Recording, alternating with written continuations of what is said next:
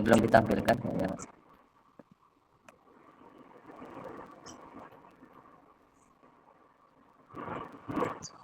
Oke. Bismillahirrahmanirrahim. Assalamualaikum warahmatullahi wabarakatuh.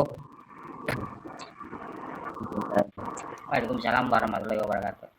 Alhamdulillahirrahmanirrahim.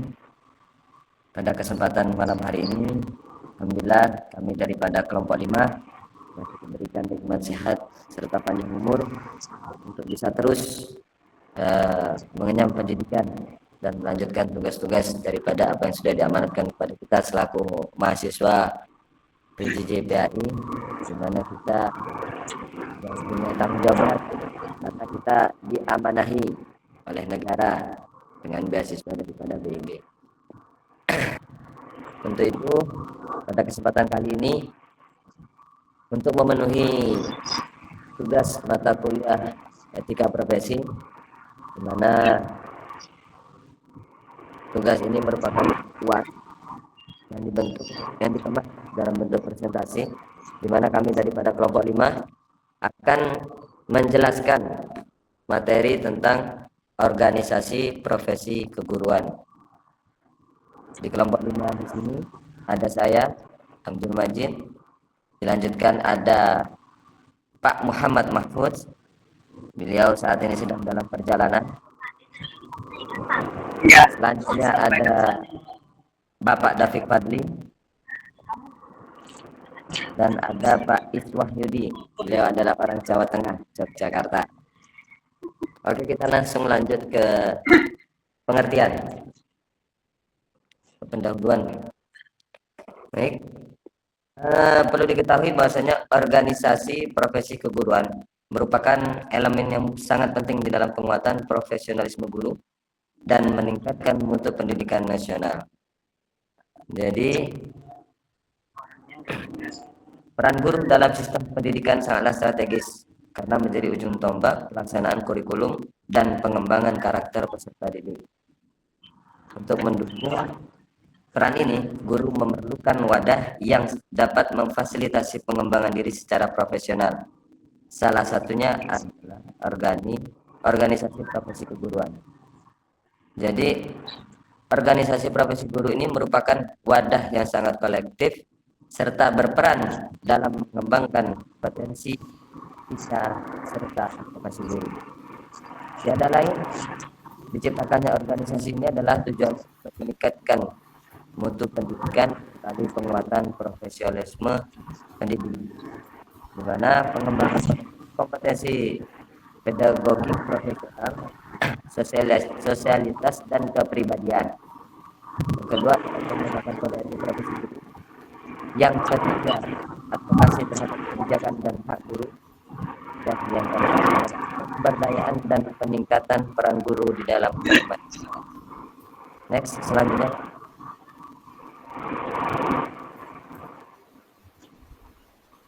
Untuk yang selanjutnya adalah pengertian. Jadi tadi kita sudah buka dengan pendahuluan pengertian daripada organisasi profesi. Menurut organisasi profesi adalah himpunan individu dalam satu bidang kerja yang bertujuan menjaga standar etika, kualitas kerja, dan pengembangan diri di Indonesia. Organisasi profesi guru meliputi Persatuan Guru Republik Indonesia atau PGRI, ini cakupannya. Lalu ada musyawarah, lalu ada kelompok kerja guru atau KKG, dan ada Ikatan Guru Indonesia. Organisasi ini membentuk dan segmentasi masing-masing sesuai dengan jenjang dan mata pelajaran yang diampu di masing-masing sekolah oleh lanjut fungsi. Organisasi profesi ini adalah untuk meningkatkan profesionalisme, memperjuangkan hak-hak dan meningkatkan mutu pendidikan serta mendorong untuk kemajuan pendidikan di Indonesia. Fungsi-fungsi daripada organisasi ini meliputi yang pertama adalah pengembangan kompetensi pedagogik, profesionalisme, sosial dan kepribadian. Kedua adalah kode dan yang lainnya. Jadi di sini sebenarnya tujuan dan fungsi daripada organisasi profesi adalah untuk meningkatkan profesionalisme seorang pendidik, di mana yang kita tahu guru perlu pengembangan kompetensi profesional melalui organisasi.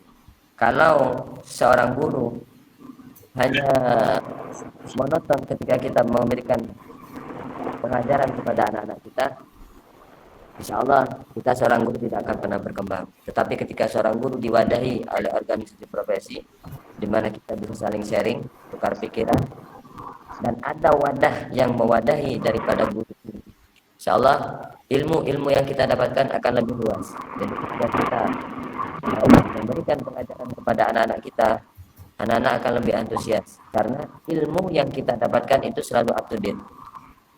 Jadi mungkin salah satu tujuan daripada fungsi didirikannya organisasi profesi keguruan adalah untuk meningkatkan profesionalisme. Baik, selanjutnya akan dilanjutkan oleh Bapak David Fadli.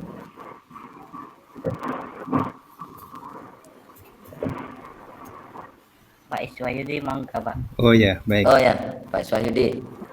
Baik, terima kasih Pak. Saya lanjutkan untuk presentasi yang berikutnya. Bentuk dan struktur. Di dalam organisasi ini terdapat berbagai bentuk. Di antaranya adalah asosiasi, federasi, komunitas, serta profesional. Nah, ini merupakan bentuk struktur organisasi dalam organisasi. Kemudian yang kedua, struktur organisasi itu meliputi kepengurusan formal, program kerja, dan divisi pengembangan. Jadi dapat kita uraikan bahwa struktur organisasi meliputi hal-hal tersebut. Next.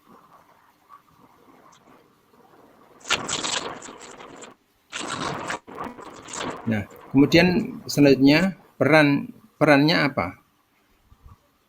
Perannya adalah yaitu pengembangan kompetensi.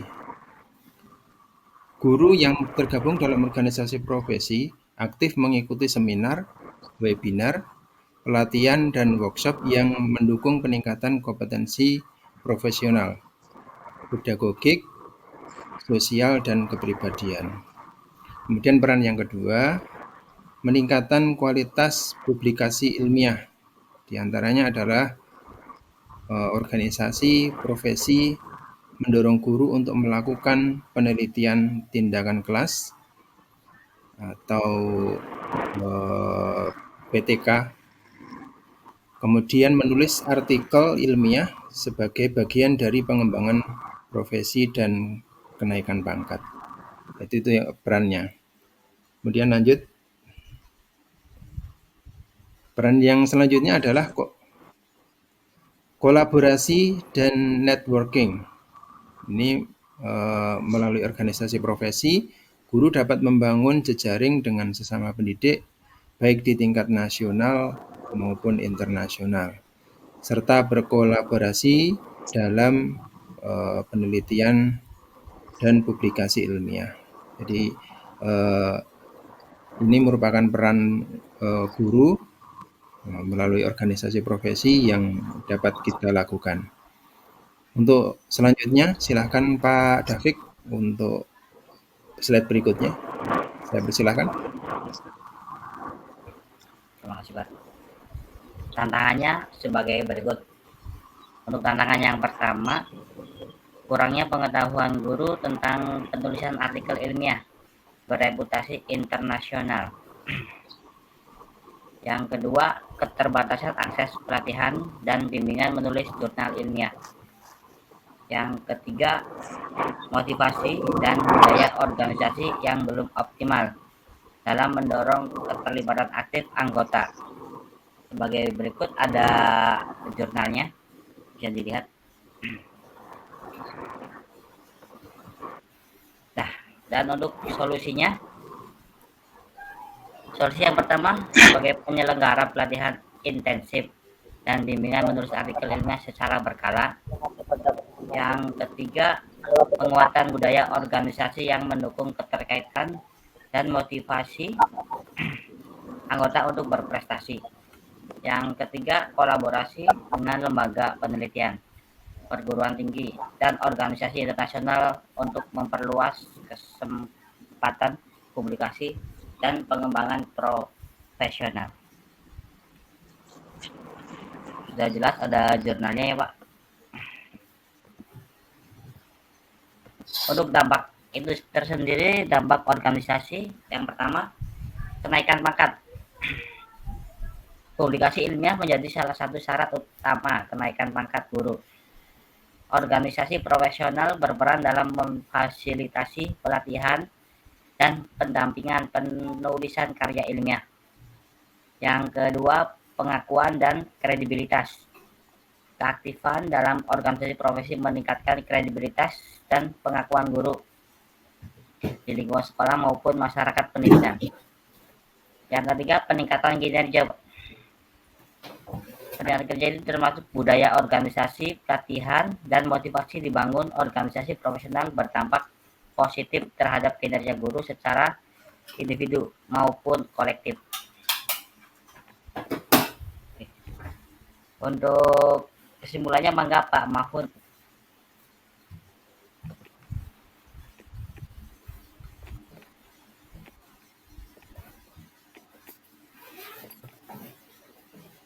Belum ada suaranya Pak Mahfud. Pak Mahfud suaranya Pak. Terima kasih waktunya Pak. Kesimpulan dari pemaparan dari Bapak-Bapak sekalian, organisasi profesi guru berperan strategis dalam peningkatan kualitas dan etika profesi. Kemudian dibutuhkan penguatan peran dan otonomi agar lebih berdampak terhadap kebijakan dan mutu pendidikan skala nasional. Mungkin itu kesimpulannya Pak.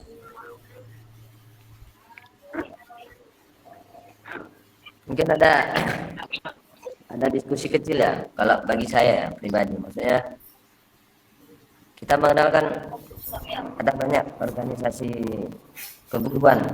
Mungkin kita sudah tahu seperti PGRI, Persatuan Guru Republik Indonesia, itu salah satu organisasi tertua lah, yang terbesar yang mewadahi guru pendidikan kan. Atau ada NGMP, jika kita mau bikin kurikulum, kadang-kadang kita masih meninjau sekolah lain seperti apa sih kurikulumnya, pengembangan. Misalkan salah satu contohnya pelajaran matematika, jika kita merujuk pada kurikulum Merdeka zamannya Pak Nadiem Makarim, bagaimana sih sistematika kita mengajar, kan mungkin gitu ya kalau MGMP. Nah, yang jadi pertanyaan saya, ketika kita menjadi seorang ustadz di satu pondok pesantren, terkadang basic daripada ustadz yang masuk di pondok pesantren itu kan berbeda.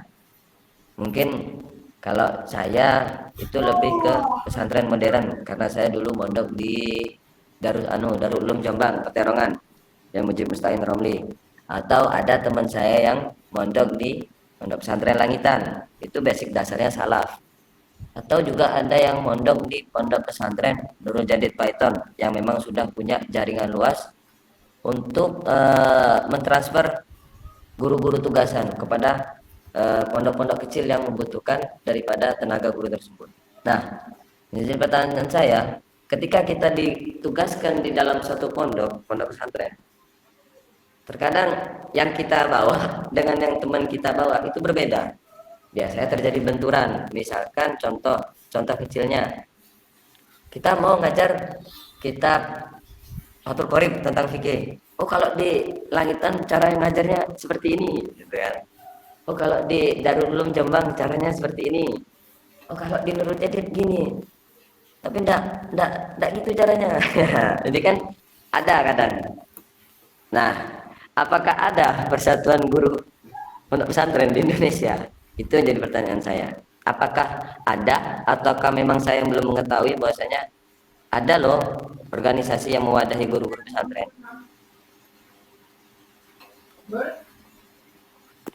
Mungkin dari Pak Mahfud ada jawaban.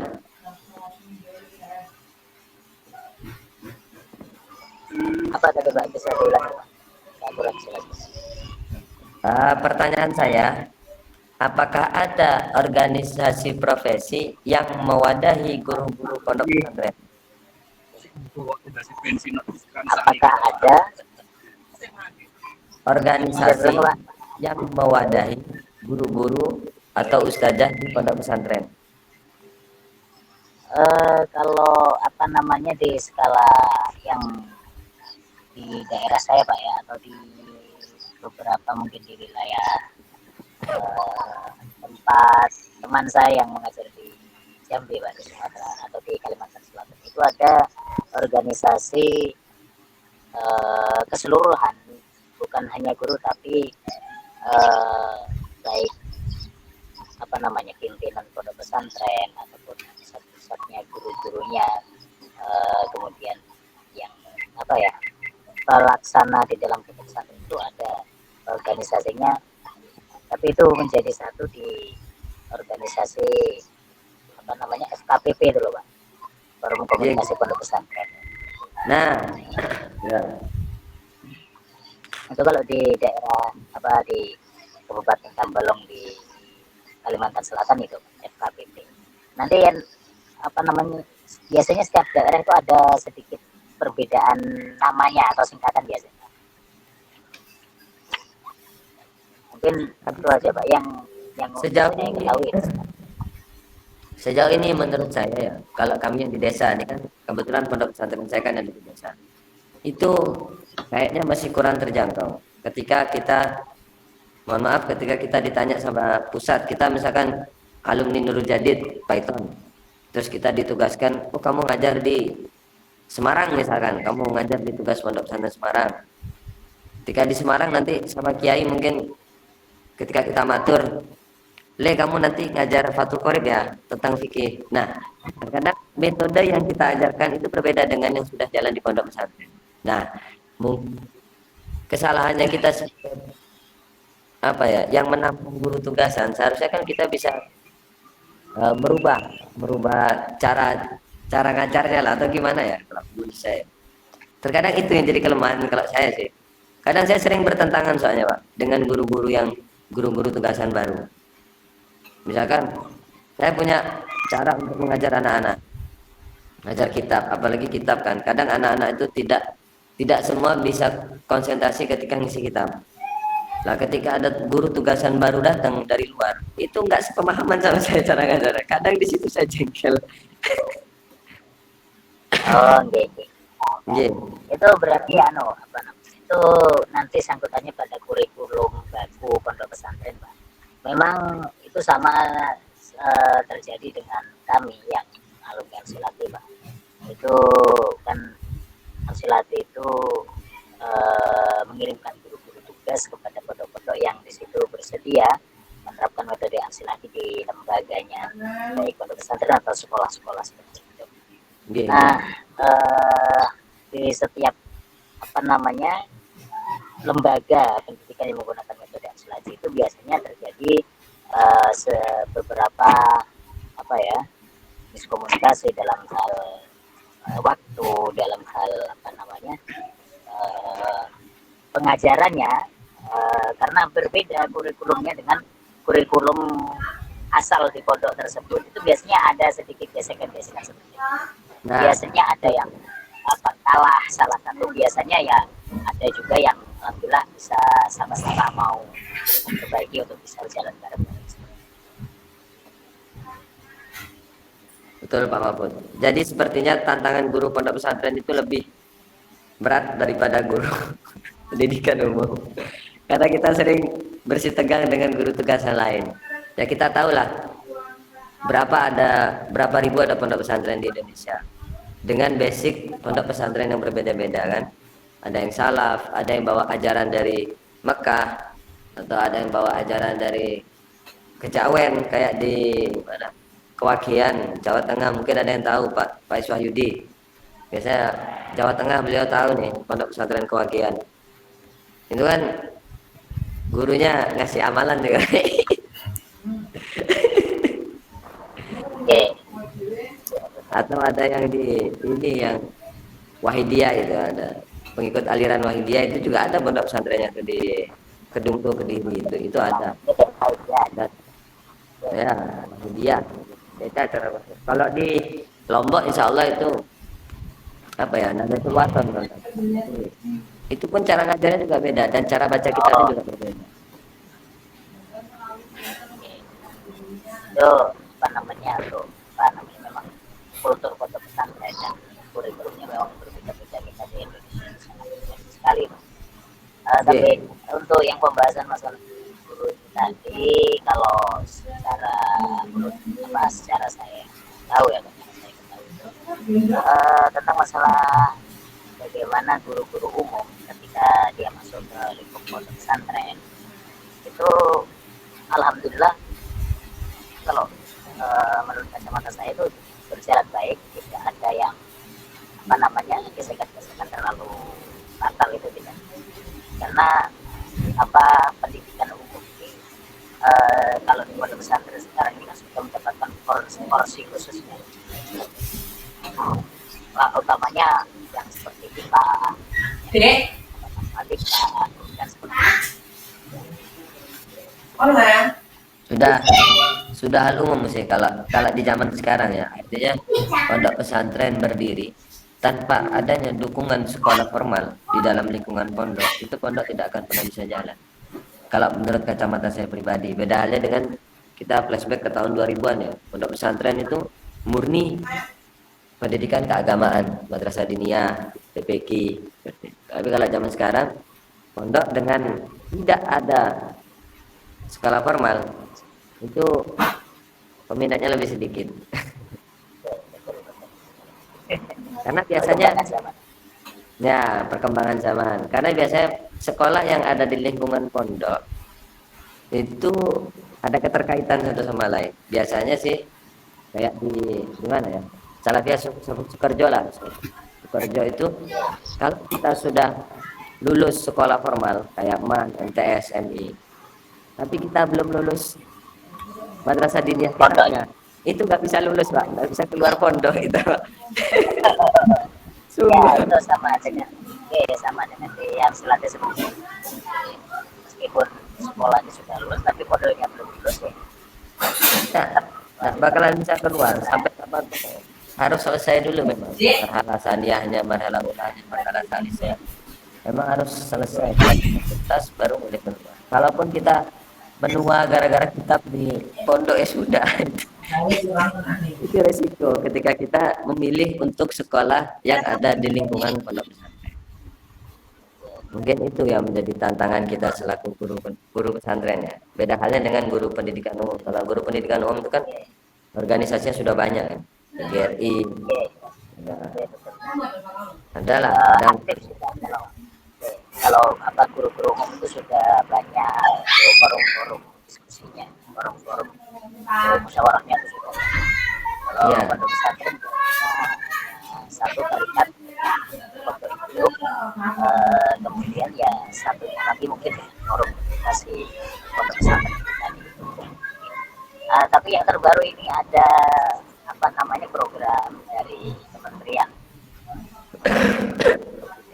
agama yang apa namanya, kementerian sosial atau kementerian apa itu, yang apa namanya, pesantren anak itu termasuk dengan apa kategori organisasi untuk menyelaraskan pesantren itu harus betul Pak. Jadi ada plus minusnya ya jika ada organisasi profesi ya. Artinya kalau untuk guru umum, organisasi profesi ini mungkin memang dibutuhkan, karena bagaimanapun ketika Kementerian Pendidikan atau Sekjen Direktorat Jenderal Pendidikan untuk madrasah ketika sudah mengeluarkan Oh, pakai kurikulum ini. Mungkin kalau guru umum bisa lah kita menjalankan dengan melalui organisasi itu kan, dengan wadah.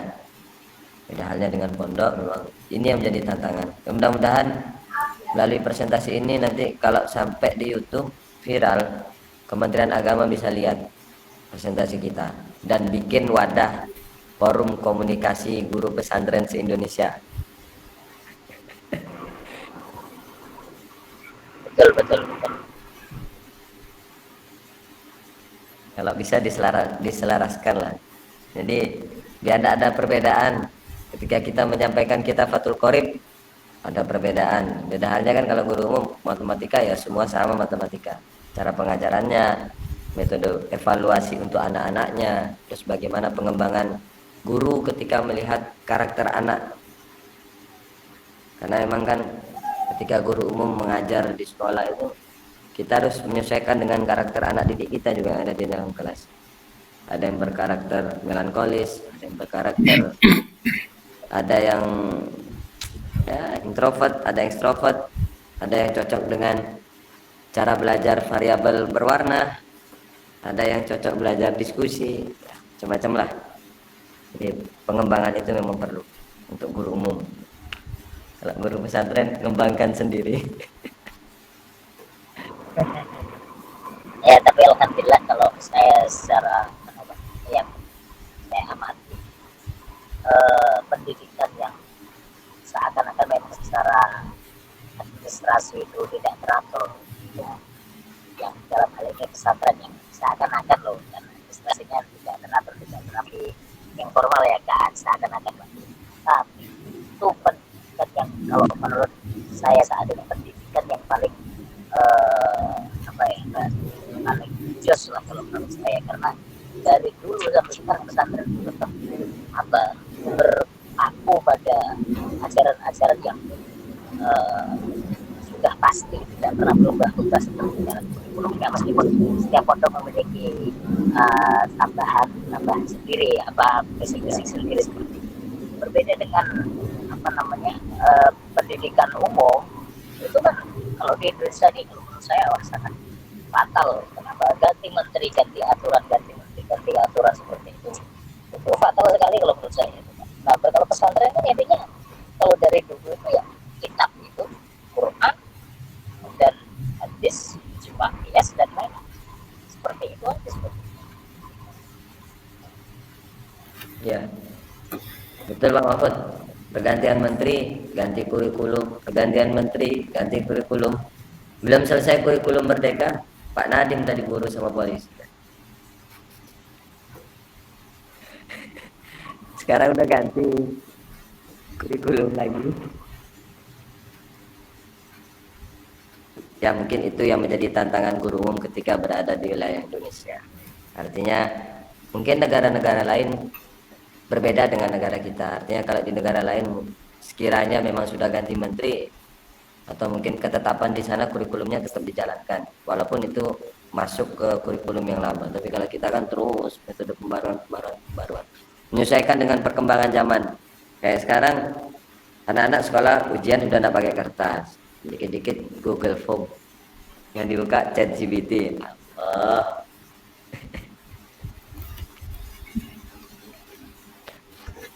Mungkin ada tambahan Pak David Fadli atau Pak Iswahyudi terkait dengan organisasi profesi keguruan.